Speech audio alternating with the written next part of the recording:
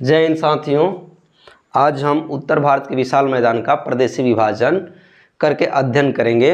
हम देखेंगे उत्तर भारत के जो विशाल मैदान है उनका प्रदेशीय विभाजन हम करेंगे। तो इसका जो प्रदेशीय विभाजन है उत्तर भारत के विशाल मैदान, ये 6 भागों में बटे हुए हैं।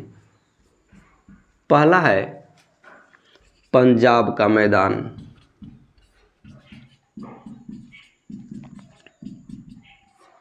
दूसरा राजस्थान का मैदान,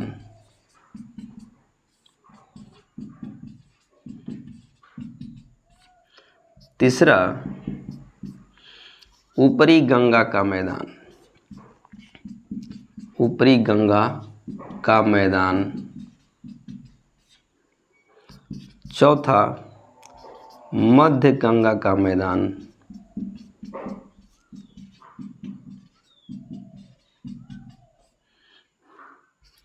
पांचवा निम्न गंगा का मैदान,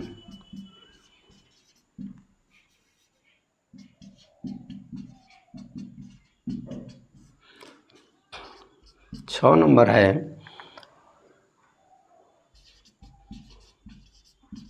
ब्रह्मपुत्र का मैदान।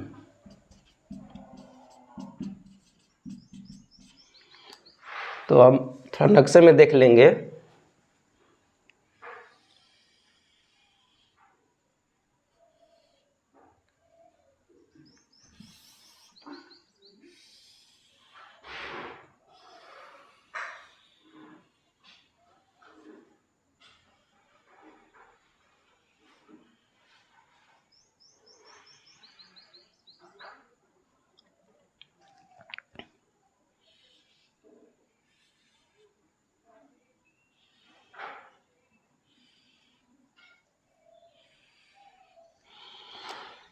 तो हम देखेंगे ये जो है पंजाब का मैदान है, ये पंजाब का मैदान, ये राजस्थान का मैदान, ये ऊपरी गंगा का मैदान, ऊपरी गंगा का मैदान, ये मध्य गंगा का मैदान, ये निम्न गंगा का मैदान और ये ब्रह्मपुत्र का मैदान। यानी कि हम देखेंगे जो हमारे उत्तर भारत के विशाल मैदान है 6 भागों में बटे हुए हैं। सबसे पश्चिम में पंजाब का मैदान और देखेंगे सबसे पूर्व में हमारा ये असम घाटी या इसको हम ब्रह्मपुत्र का मैदान भी बोलते हैं।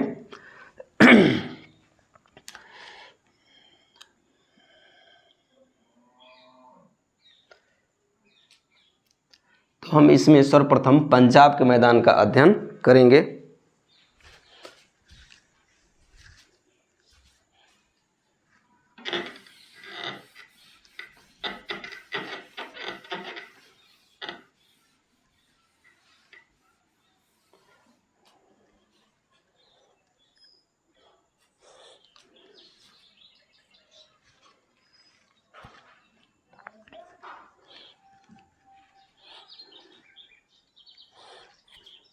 हम देखेंगे इस क्षेत्र में पंजाब के मैदान में सतलज,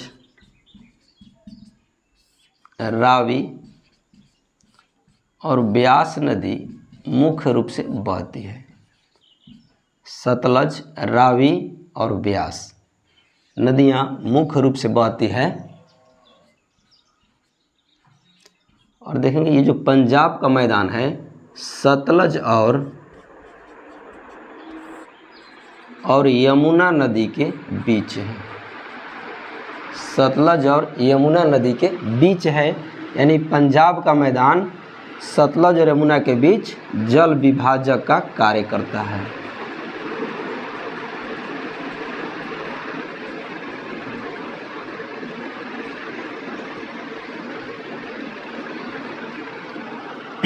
और देखिए ये जो मैदान है पंजाब और हरियाणा के क्षेत्रों में मिलता है। पंजाब और हरियाणा के क्षेत्र में पाया जाता है। और देखेंगे इस क्षेत्र का विशेषता ये है कि यहाँ की ज़्यादातर जो मैदान है बांगर हैं। ज़्यादातर मैदान बांगर हैं जिन्हें हम जलोढ़ पंख के नाम से जानते हैं। नदी घाटियों में देखेंगे हम, नदियों के आसपास कछारी प्रदेश पाए जाते हैं।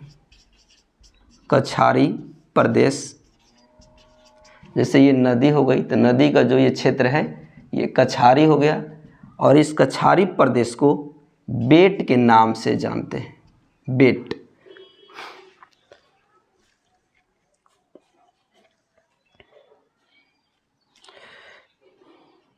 और ये जो बेट हैं वास्तव में खादर हैं, यानी कि यहाँ पर जो नदी का पानी है हमेशा पहुँचता है।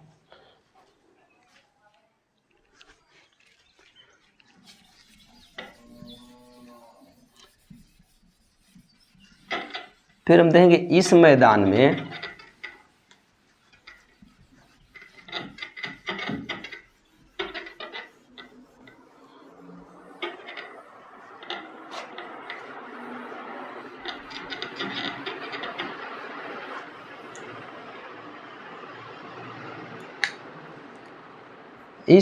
में बांगर मिट्टी का या बांगर प्रदेश का अपरदन हुआ है, अपरदन हुआ है, जिसे हम चौस के नाम से जानते हैं।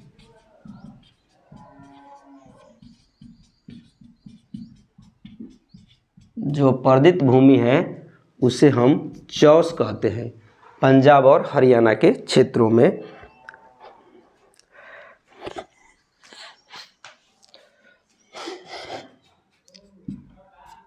और इसका विस्तार यानी कि इस मैदान का जो विस्तार है पंजाब, हरियाणा और दिल्ली तक देखने को मिलती है, दिल्ली तक देखने को मिलती है। यानी इसका जो विस्तार है पंजाब हरियाणा के अलावा दिल्ली में भी है। हम देख लेंगे इस मैदान में कुछ दोआब का निर्माण होता है, यानी कि दो नदियों के बीच जो भूमि होती है उसे हम दोआब कहते हैं। तो कुछ दोआब का हम अध्ययन कर लेंगे।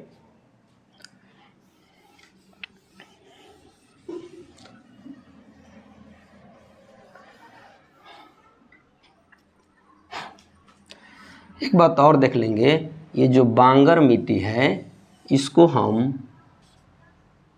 बैड लैंड के नाम से जानते हैं, बैड लैंड के नाम से जानते हैं।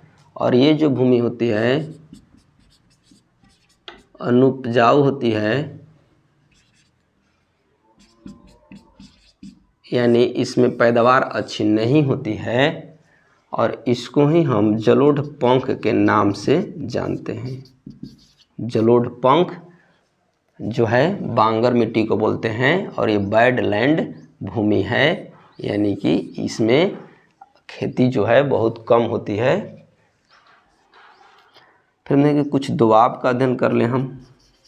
दोआब, पंजाब के मैदान में जो दोआब हैं उसका अध्ययन कर लेंगे हम। जैसे में रचना दोआब, ये जो रचना दोआब है देखिए इसमें र है और इसमें च है, तो इससे हो जाएगा रावी और चिनाब के बीच जो दोआब है उसे हम रचना दोआब के नाम से जानते हैं। फिर हम देखेंगे बारी दोआब। ये जो बारी दोआब है इसमें ब है, इसमें र है, यानी कि ब्यास और रावी नदी के बीच जो दोआब हैं उसे बारी दोआब के नाम से जानते हैं।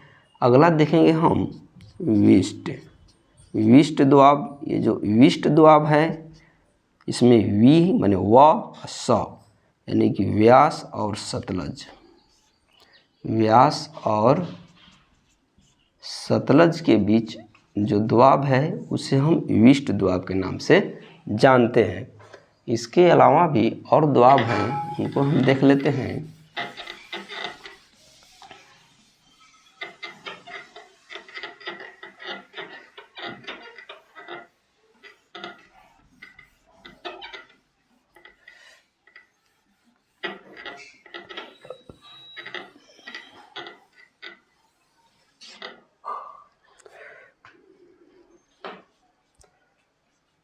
फिर इसके बाद हम देखेंगे चाज दोआब।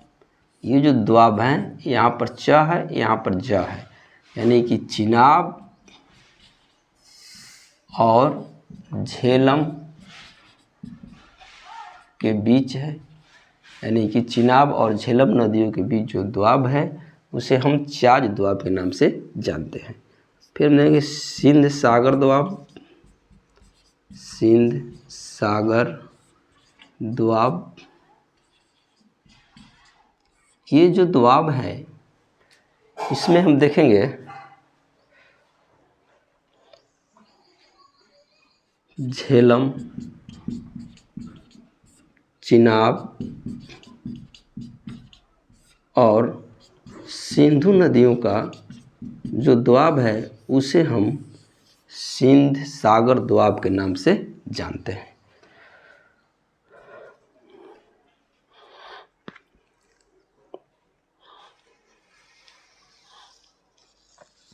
तो इस तरह से आज हम लोगों ने पंजाब के मैदान का अध्ययन किया। और जो पंजाब का जो मैदान है, जो 6 मैदान दिए गए हैं, जो 6 मैदान हैं, 6 मैदानों में सबसे ऊंचा है।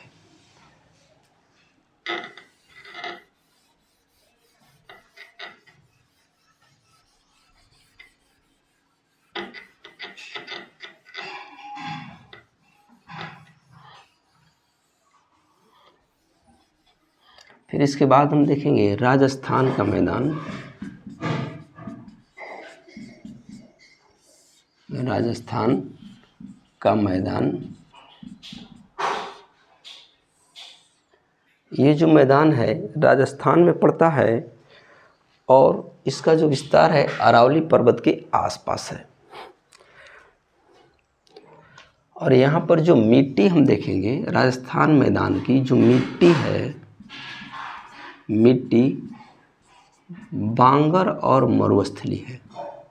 बांगर और मरुस्थली है, यानी कि भारत का सबसे बड़ा मरुस्थल थार राजस्थान में ही पाया जाता है। और जो थार है अरावली पर्वत के पश्चिम की ओर है, पश्चिम दिशा में है।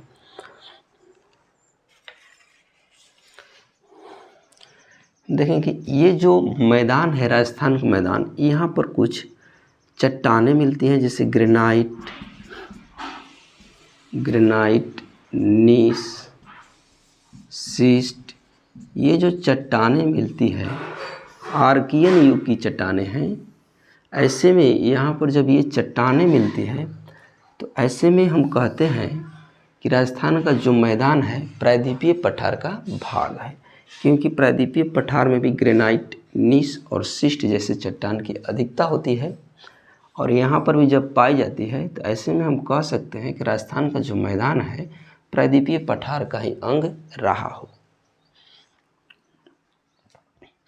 फिर हम देखें यहाँ पर पवन अपर्दन बहुत ज़्यादा होता है।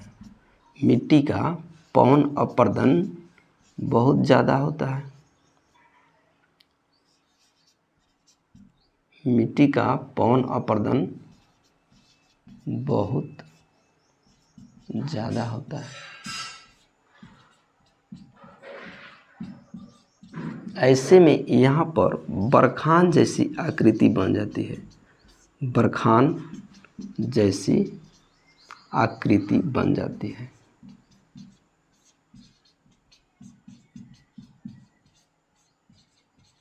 और देखेंगे ये जो राजस्थान का मैदान है ये खारे झील के लिए प्रसिद्ध है।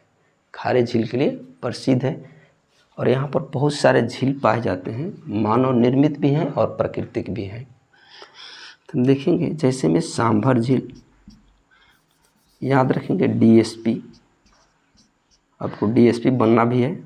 डीएसपी यानी कि डिडवाना, सांभर, पुष्कर,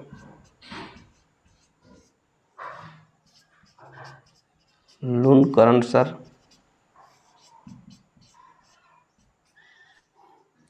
डिगना, अन्ना सागर,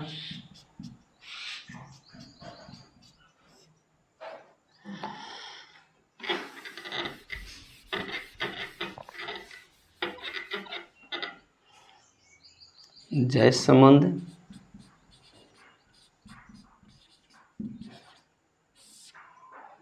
राजसमंद,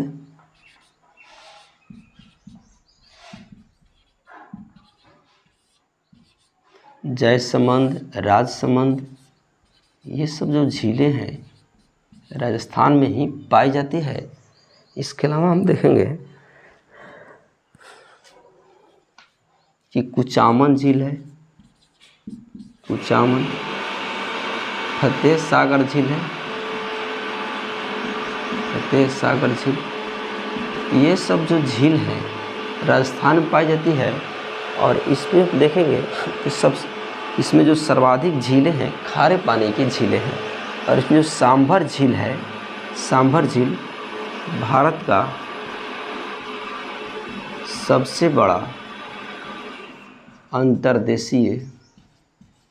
अंतर्देशीय खारे पानी का झील है, यानी अंतर्देशीय खारे पानी का झील,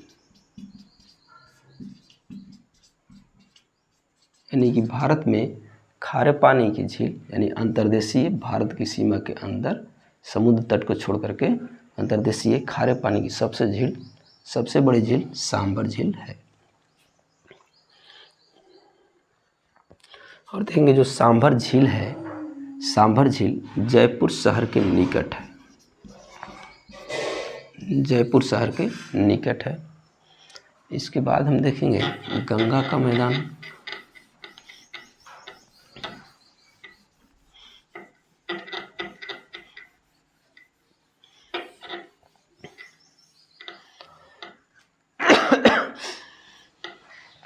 गंगा का मैदान जो है इसके 3 भाग होते हैं, ऊपरी गंगा,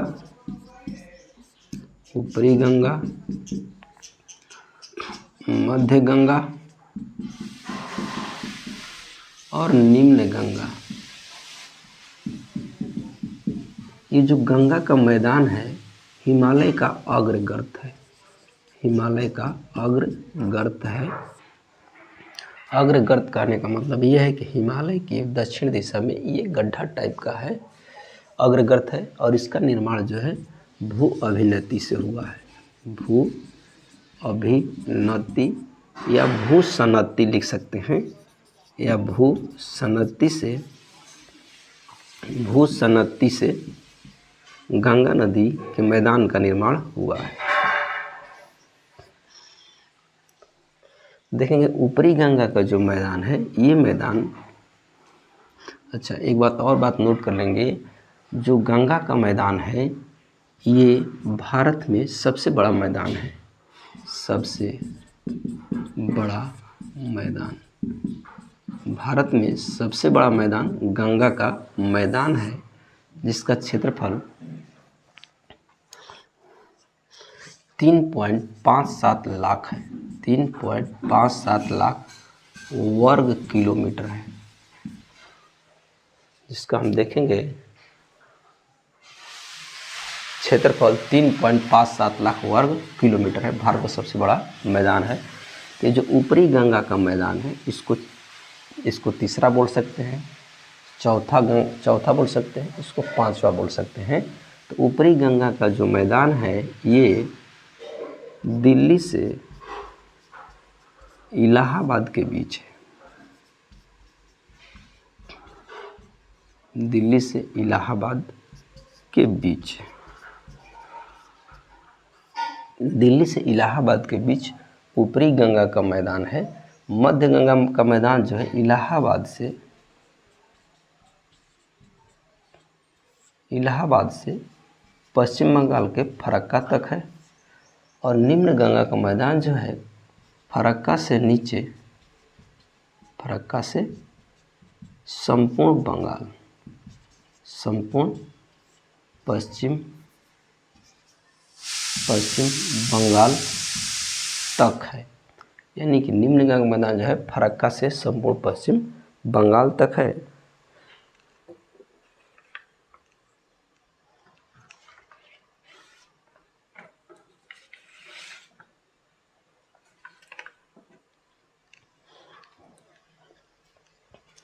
और देखेंगे ये जो मैदान है दिल्ली से इलाहाबाद के बीच, इसकी जो ऊंचाई है 100 से 300 मीटर की ऊंचाई है। 100 से 300 मीटर की ऊंचाई है और ये पश्चिमी उत्तर प्रदेश में पड़ता है। पश्चिमी, इसका विस्तार जो है पश्चिमी उत्तर प्रदेश में है। पश्चिमी उत्तर प्रदेश में है।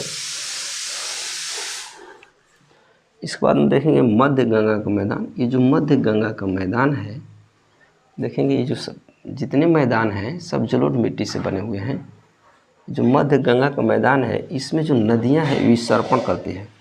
नदियां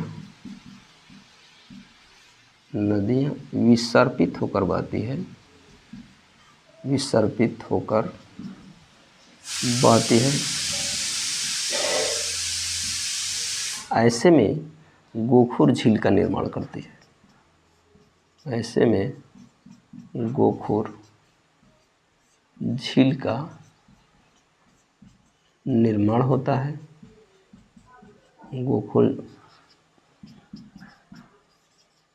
गोखुर झील का निर्माण होता है।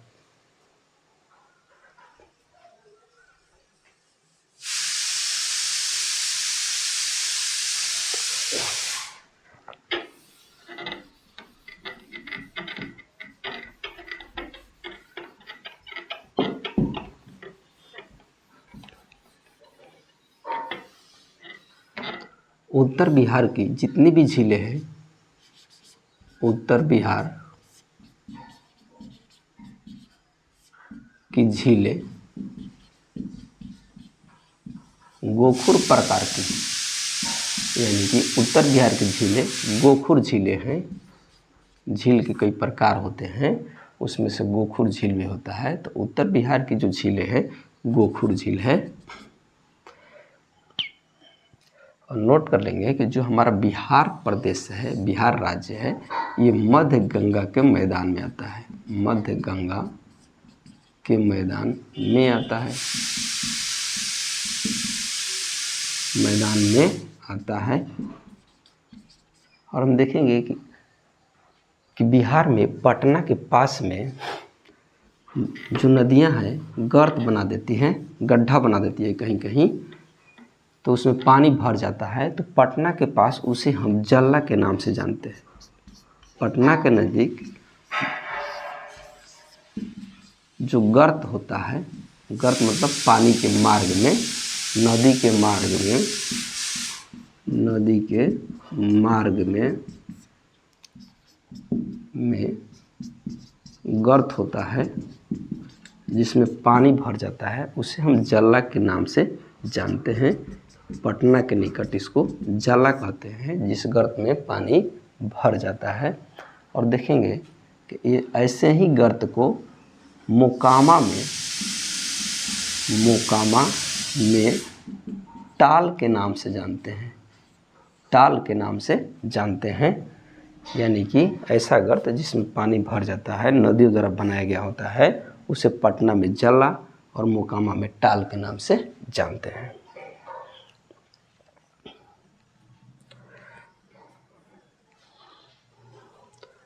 फिर हम देखेंगे मध्य गंगा का मैदान। ये जो मध्य गंगा का मैदान, निम्न गंगा का मैदान हम देखेंगे।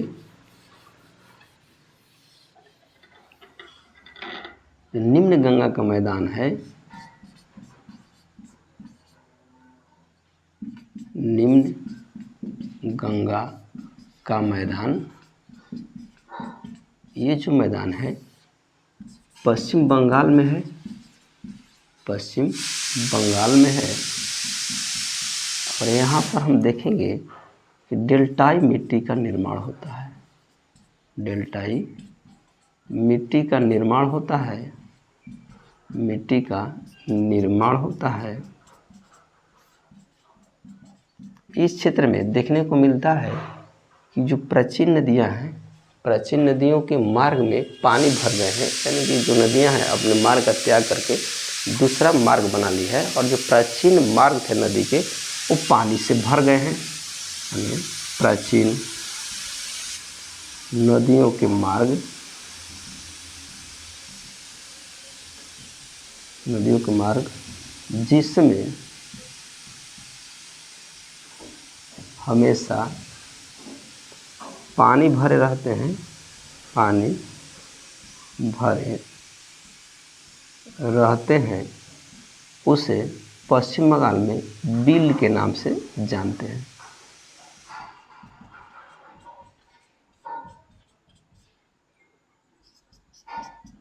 उसे बिल के नाम से जानते हैं।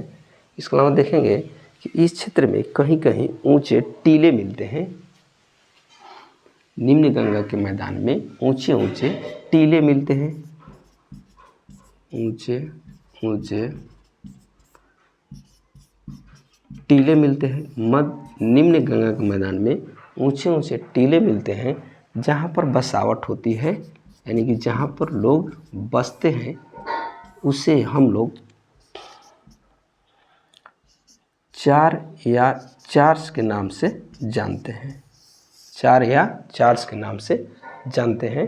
तो हम देख लेंगे थोड़ा सा कि जो हमारा ऊपरी गंगा का मैदान है, ऊपरी गंगा का मैदान, ऊपरी गंगा का मैदान, ये जो है पश्चिमी उत्तर प्रदेश में पाया जाता है। पश्चिमी उत्तर प्रदेश। जो मध्य गंगा का मैदान है, मध्य गंगा का मैदान, इसमें हम देख लेंगे कि हमारा पूर्वी उत्तर प्रदेश, पूर्वी उत्तर प्रदेश, बिहार, संपूर्ण बिहार और थोड़ा सा झारखंड पड़ता है, झारखंड। इसके बाद हम देखेंगे निम्न गंगा का जो मैदान है,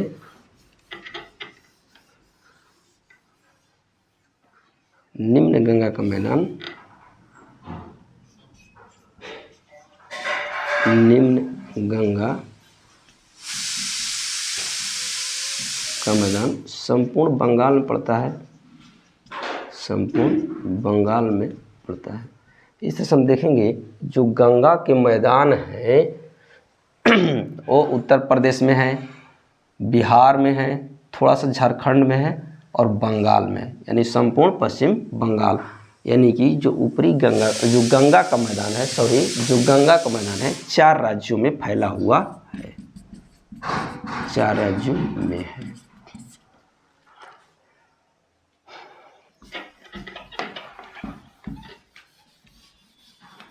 फिर इसके बाद हम देखेंगे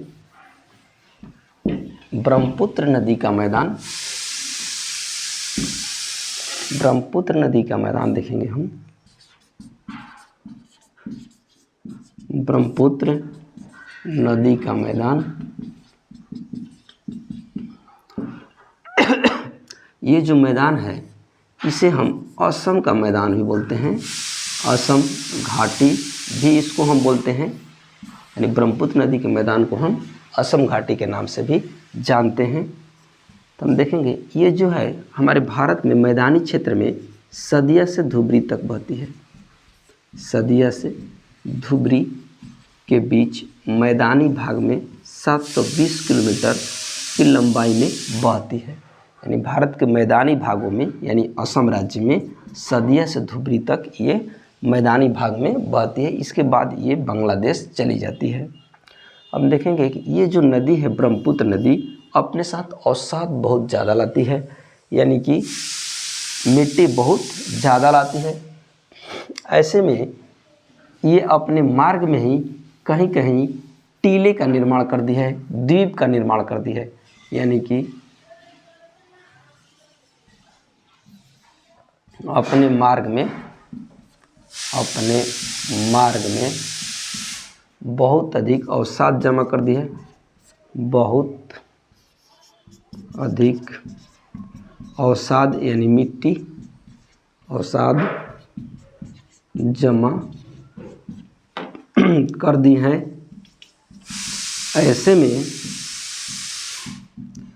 नदियों के मार्ग में कहीं पर, माने क्या ब्रह्मपुत्र नदी में ही ऐसे में कहीं कहीं द्वीप का निर्माण हो गया है, द्वीप का निर्माण हो गया है।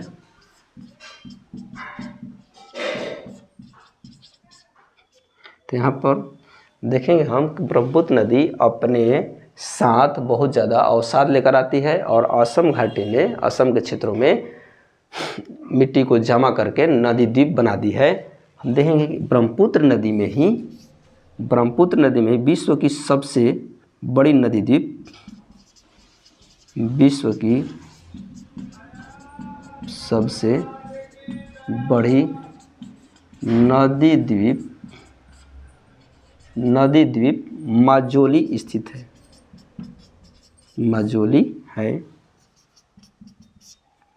यानी कि असम के ब्रह्मपुत्र नदी में विश्व की सबसे बड़ी नदी द्वीप माजुली है।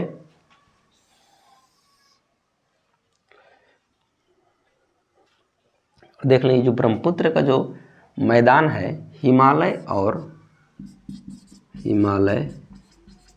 और मेघालय पठार के बीच है। यानी कि ब्रह्मपुत्र नदी का मैदान हिमालय पर्वत यानी शिवालिक और मेघालय के पठार के बीच स्थित है।